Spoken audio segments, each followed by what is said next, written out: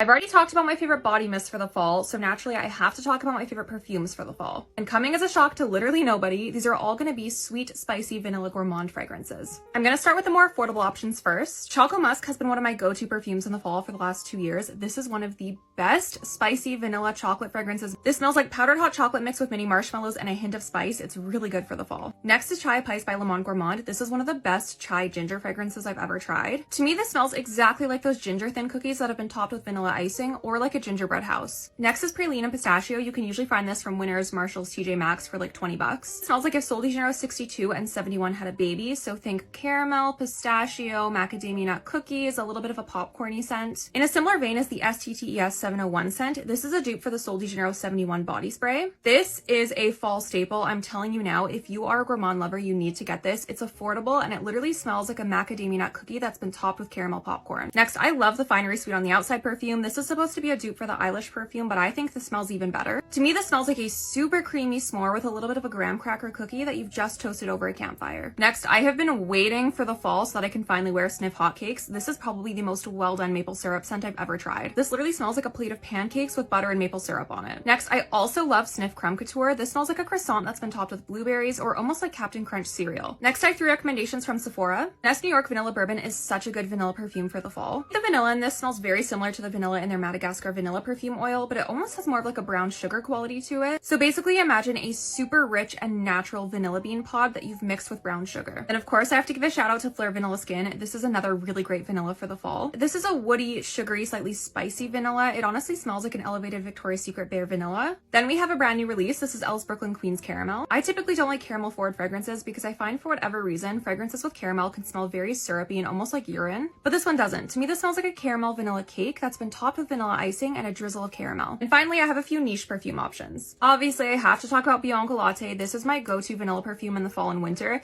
It is truly the most unbeatable milky caramel vanilla scent that you can get. It smells like a super expensive vanilla candle that's been topped with marshmallow fluff and caramel. Tiramisu smells exactly like fresh, bitter, creamy tiramisu. More on the bitter side as far as a coffee scent goes, but I swear this smells exactly like a slice of tiramisu. Amore Cafe, on the other hand, is gonna smell like a frothy vanilla latte. I find the coffee in this is a little bit less prominent and it's almost more syrupy. Kind of in a similar vein, we have Escapade Gourmand. This smells exactly like creme brulee that's been topped with toasted sugar. I do find the vanilla caramel quality to this can pull a little bit Play-Doh-y, but it's not in a bad or off-putting way, and the projection and strength of this is really impressive. Lastly, we have Beirut Baklava by Care. This is my favorite fragrance that they've ever made. This reminds me a lot of Bianco Latte, only if you made it a little bit more spicy and added a pistachio note. And my favorite part about this is that the pistachio doesn't pull soapy like it often can in fragrances, and it also doesn't just smell like a regurgitated Sol de Janeiro 62. Instead, this smells just like a piece of flaky, nutty baklava that's been topped with honey.